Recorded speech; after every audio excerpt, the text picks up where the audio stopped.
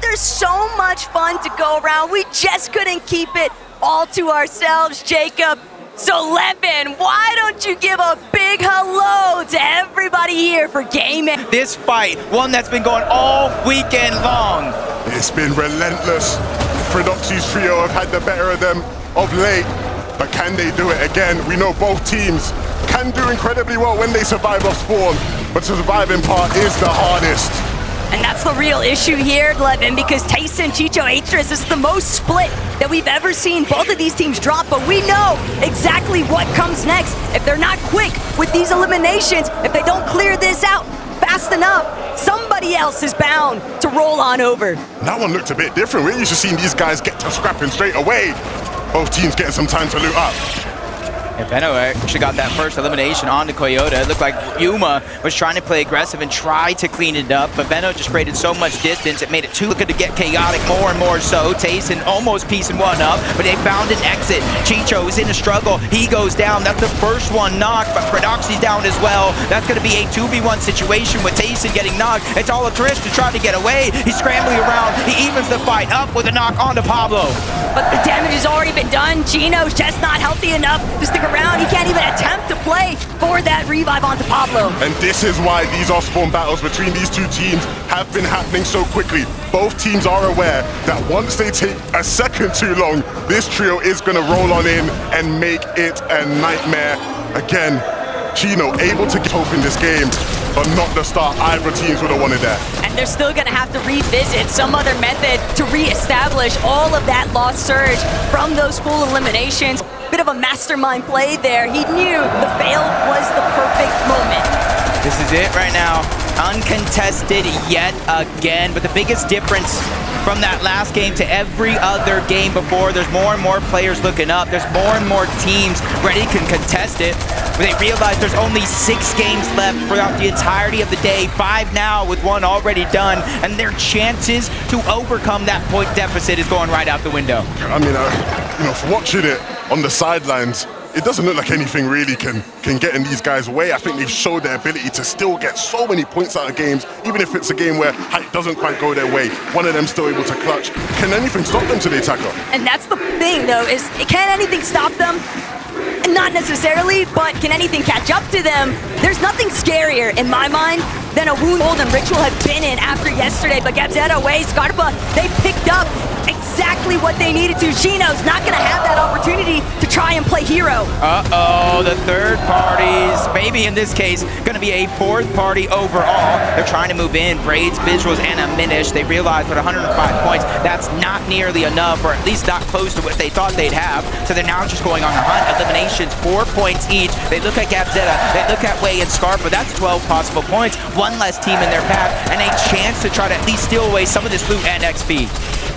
Thinking about Gabzetta, Way, and Scarpa having priority control right now, though, on the Queen. Braids, diminished Visuals. They see just how distracted Gabzetta, Way, and Scarpa truly are. They are lurking. They are creeping up ever so steadily, perfectly concealing themselves. But this is where patience and trigger discipline really come into effect. But another team, that's a 5th party. A 5th party's now coming in towards the side. So even though Braids, Diminish, and Visuals are trying to lurk and grab some eliminations, surprise attack 1, they could be the ones that's happening to them. But Kadu, Tisco, Striker, instead of going for a lurk, they just immediately take the high ground. They said, hey, if you guys want to rotate out of Ranger's Ruin, you're going to get tagged up the entire time. I still have no idea about a Minish's team just waiting in the wings. When that opportunity opens up, they will be ready to take it. But which team is going to play their hand first? Who will make that first move and knock the domino over? Just in a little bit of a stare down currently. Gadu, Tisco, Striker. While they had seemed initially so intent on getting involved, the way that they've now just put everything to a pause, surely this has got to work out for Visuals. We've got to start to think so, right? We know in this lobby the thresholds for Surge are so high. Time is such a valuable currency. The more time you spend doing nothing, the less time to have to get Surge later on. Someone has to do something quickly, and I think they're starting to realize that. Oh, but yeah, I think everybody's realizing things aren't pushing. They're not happening as quick as they should. The third parties don't got their opportunity to lurk for elimination. So Striker, Kadu, Tisco, they're going to be the first ones rotating on out. But Arc School and Salco, look, instead of going towards the south, typically they were fighting that team. Kadu and his entire trio. This time they're pushing up towards the north. Vortex, Goofy, and Mountain are going to be in their line of sight. School missing a crucial shot. They are in the zone, so every second is just more damage being ticked off. Salco's going to be the first one dropped, though. NA West is now in danger. Arc, he was doing so much to carry his team yesterday, but School not going to have that opportunity. Vortex, Goofy, and Mountain defend their current hold, but it's also making you wonder what happens to Queasy now that they've been interrupted. Yeah, this is going to, again, be a real test. Will it be a chink in the armor? Will it be another walk in the park? For our OXR HQ team, things looking like a walk in the park. I mean, we've seen them do this many of the games so far in this competition. And the crowd will chant for Vanya Bubu. They know things are looking good for their M8 boys right now. Oh! Uh-oh. Pixie will be fine, I'm sure. The revive will come through. Got me excited there for a second. You know me, I like action. I like seeing the knock. You were excited till you noticed that it was a little bit of that third base action. But is it okay? There's a third party, there's a fourth party, the fifth party's towards the north. Okay, we got a sixth party now joining Rangers Ruin. Honestly, when Rangers Ruin first appeared, this is the team that said, hey, we're ready to take a triple contested fight against Prodoxy and Taste Trio. They ended up changing things up a little bit, but now they're going back to that home base where they first called it. And now they're just trying to get damage onto anybody, and this might be a good plan for a team like Cold Peterbot and Ritual that's had struggles throughout the first 6 games on day 1. They're trying to figure out the formula for success here. There's nowhere on the map that they've been able to establish themselves, but the crash pad from overhead, getting the jump onto Scarpa, that is a Ritual and Cold.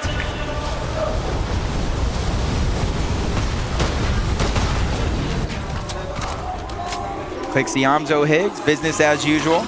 And here's the thing about this team is they know how to fight. They know how to play for Surge. And I think that's why we see them in the top 10. It's just they kind of have the little hiccups, the little speed bumps towards the end game, maybe getting a little bit too aggressive, playing as individuals, and we do see them kind of stuck as duos. This game around, I want to see a change up. I want to see no matter what happens, right or wrong play, they stick as a full trio, because when you do that, sometimes miracles can happen. But you're seeing kind of one side, the north side of the map, kind of getting a little aggressive. Teams just trying to push each other in order to get their Storm Surge. On the south side of the map, with the zone pulling over in this direction, this is where you're going to see more and more of those Surge bases set up. A lot more time to accrue some damage. A lot more flexibility here. Hands up. Big weekend for him. And he's delivering so far. He's with 2 experienced LAN players. So he's shown that he can hold his own. Seti isn't a fan favorite. The crowd aren't loving Seti, but Seti is used to not being the favorite. He's used to people doubting him. And so he won't let that bother him too much. Still over here, the zone's kind of favoring them out of all 3 trios that are in this direction, but shots continue to pour in. And it doesn't even look like he knew exactly where those shots came from. And look, I fully understand that Peterbot, Ritual, and Cole, these guys are such prominent players on their region and just considered top players overall. But even still, there's only so many drops that you could actually practice a real thorn in their sides throughout this weekend. Oh, no! They drop down the Surge base, and with that fall damage, that's easy Surge for them. It's raining loot and a chance for them to come back. That is so sweet. Not for paper. Victory, epic whale. But one team's slip up, a little bit caught lacking. That's exactly what the adaptations you have to kind of anticipate heading into a day 2 format. It's on the feed. Gagers going from that to getting another knock around the map. Canada bolts, rapid. They haven't had to move far from their actual initial drop spot. You see them saving the slurp truck down below for those extra heals. Seeing Rapid just kind of eye out the land right now. He is the IGL for the team, just trying to figure out where players are currently at, deep into the zone, and where they need to start to rotate to, so where they have the least congestion. And in the background, Queasy, Swizzy, Merstash, that's a team that you gotta think that Kanata just spotted out. And you know what they're looking for, Taco 11. They're looking for that bunker. They want it, but are they going to actually be able to grab it with Kanata, Bolts, and Rapid so close by? Be pressed to believe, hard pressed to believe that Kanata would let that one go for free. Same case scenario for his teammates, but picks Demon's Arm. They've just been playing their own methods, and it's worked out heavily for them. Team with such little experience, but you could never tell from watching them in the lobby. Set game plan, set structure, and excellent execution. The young Poles continue to make their mark on this lobby, but there is still plenty to do. Acorn and Aegis have plenty to do here. Foyo gonna have to be picked up. Somewhere along the way, they might be able to find him, but if they aren't able to bring him back, it's basically an uphill battle for Acorn and Aegis. Merstash, Swizzy, and Queasy, though, they're still able to make their way towards the bunker. So Kanata, Rapid, Bolts, probably thinking better, not really willing to get caught up in this instance, but maybe they choose to wait outside. Maybe it's somebody else entirely that might be looking to shut Queasy down.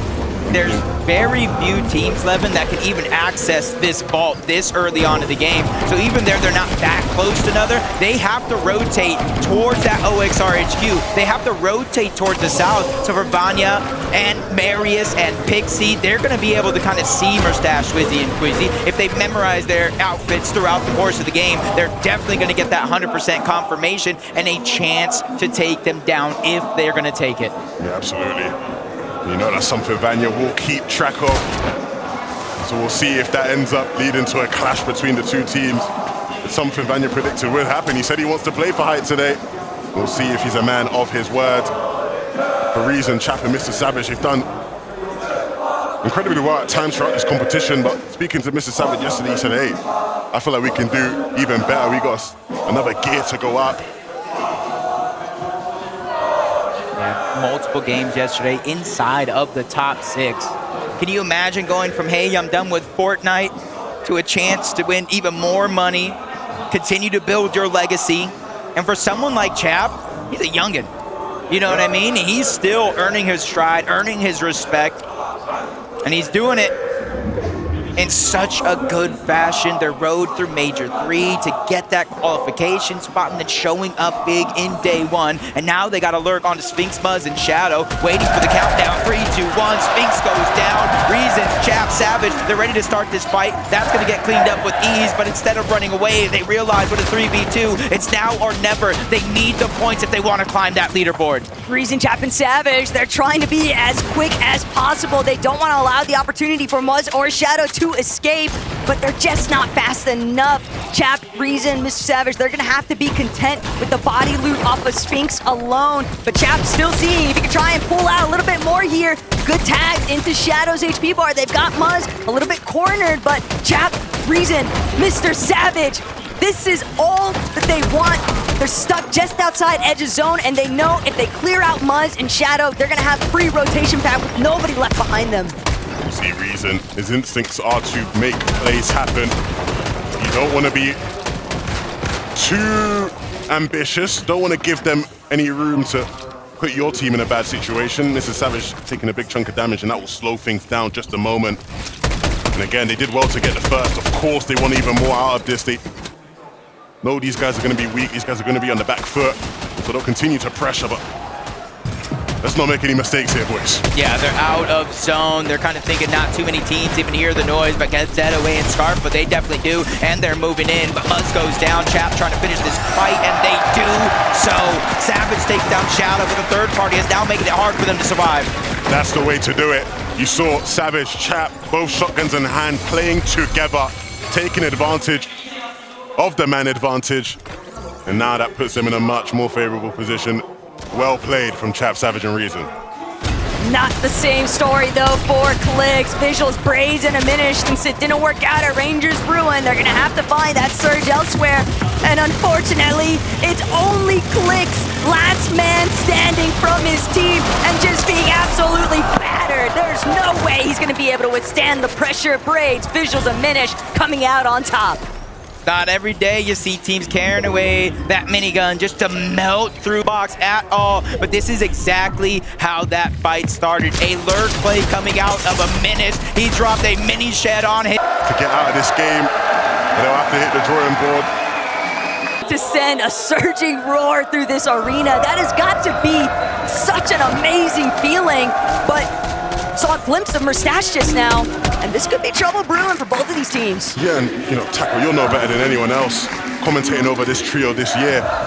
They're so good when it comes to momentum. They pick up that first win, they keep things rolling. This game will be a big sign of whether or not these guys are really here to play in this competition, or whether it was a one-hit wonder. Especially after that Game 7 win being in such a commanding fashion too, but that's the gameplay that we were almost expecting to see in day one, but as long as they manage to capture that kind of performance in this secondary day, there might not be a point amplifier, but there's still plenty of opportunity to catch up on some positioning in the leaderboard. Yeah, I'm always saying you got to leave no regrets behind when you play on such a big stage like this with a huge life-changing amount of money. And I think yesterday, some teams may have played just a little for this global championship. Being able to go back last night, VOD review, and really figure out what was going wrong. You're seeing a more aggressive pace coming out from some of these teams. Not exactly every step of the way, but when they get a key knock, when they get some good damage, they're now starting to play more and more aggressive, and most importantly so, more and more teams, just like Pollo, Agers, and Acorn that we see here, are willing to contest that high ground in the later portions of this game. Gentlemates will certainly be happy to see Pollo back up and in the running, but you have to wonder, Levin, what does their surge actually look like? They seemed a bit desperate there, trying to find some additional surge trades with Agers, Acorn, and Pollo, but it's the backdrop pressure. iDrop catching Acorn completely off guard, but there's such a direct path that they have to take into zone. They can't sit outside any longer, and it's just making them too prone to being picked off in the process. Yeah, this is going to be a tough game to fight your way back into. So many of our teams here just set up so well. Everything looking incredibly cozy for Dimash, and Picks right now. And they'll continue to pressure some of the teams looking to make their way on into that safe zone.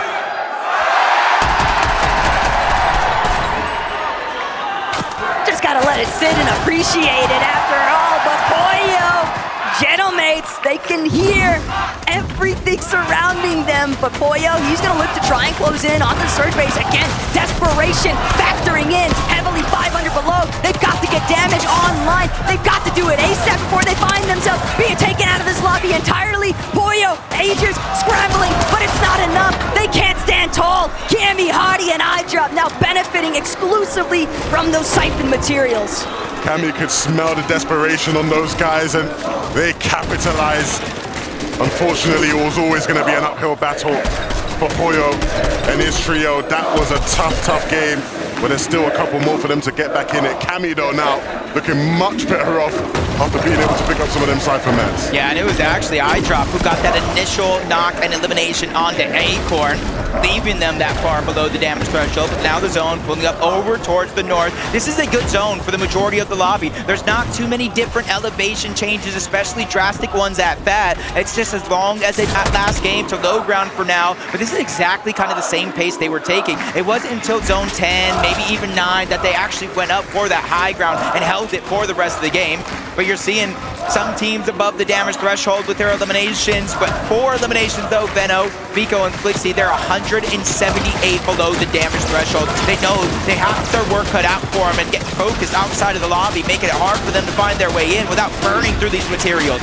They've at least got an ample amount of mats though, so they're not too pressed just yet, but they're gonna have to start to kick things into overdrive because Vico, Flixie, Venno, they're still sitting underneath that damage threshold. They've got Oceana directly next to them. This is the first fight they can find. This is the first fight they're gonna take, and Anon immediately beamed, thrown back. That's all the damage that they needed, just barely pushing them above the threshold line. Those are the fights that they strive for. Those are the fights that they are so effective in.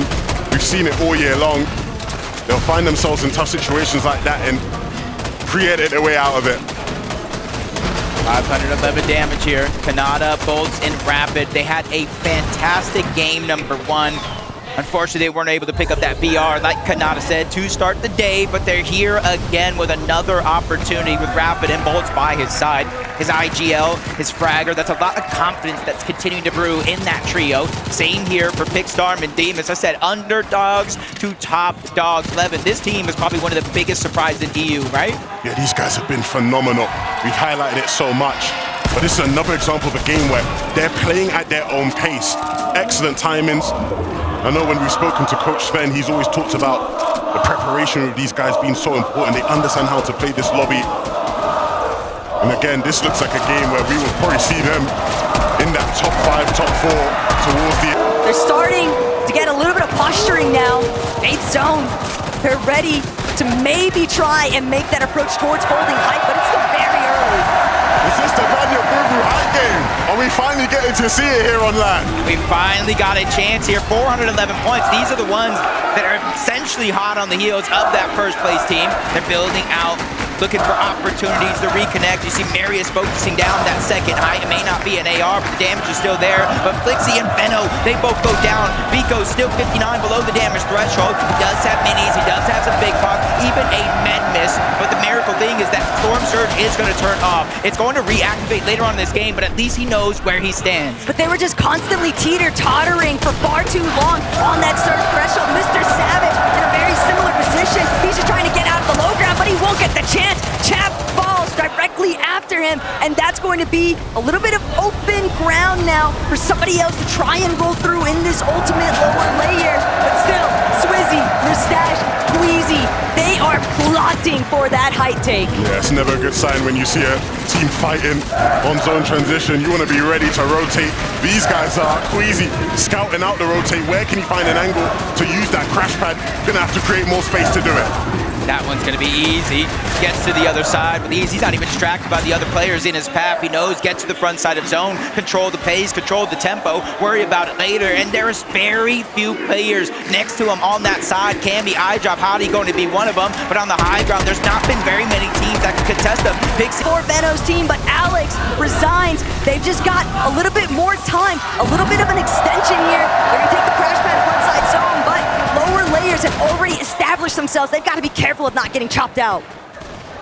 Pixie, Darm, Demus, waiting till the last second, crash pad into the front side of zone. Swizzy, Mustache, Queasy, they have the materials. They did not play for the high ground. They're okay being down low in the dirt. They know they're the most dangerous team at this event, especially if you run into them. Kanata, Bolts, Rapid, scrambling around, trying to heal up. The splash is coming out, but that's the last of the white heals that Kanata has in his inventory. Up above, there's a team trying to put pressure down. You see them scrambling and forcing them to split up momentarily.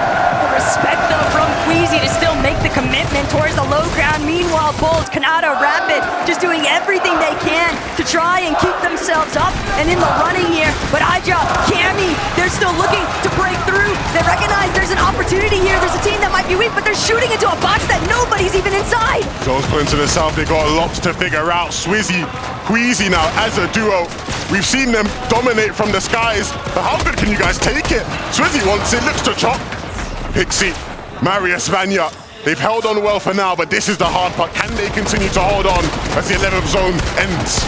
See the double pump coming out from Marius. That's not going to deal a ton of damage or even pressure. Marius is dropping down along with Pixie, staying to the backside of zone. They're making sure nobody can flank him as Bolts takes down Cammy. He is a solo champion on land before, and third parties is looking to have a masterclass performance here. 600 points. Swizzy is just trying to keep them going across that finish line, scrambling in and outside of the zone. The slurp juice just a little too late. He just can't do it. Storm sickness coming into effect. They spent so much time outside of the zone, but now Watts trouble on the high ground here for Vanya Boo-Boo. Watts still trying to see if he can commandeer it for himself. Gonna have to use the Flowberry Fizz. Probably only a matter of seconds before he might get chopped down or force the drop and enter the fight down below. Panzer Seti and Yapko, though, 11, they're so healthy. Yapko, they're looking strong, but can they close it out on the low ground? Demus will fall. And so now, Seti, Panzer, Yapko looking to remind the rest of the competition that they are in it for the win. Watts has no more HP to hold on. The tree will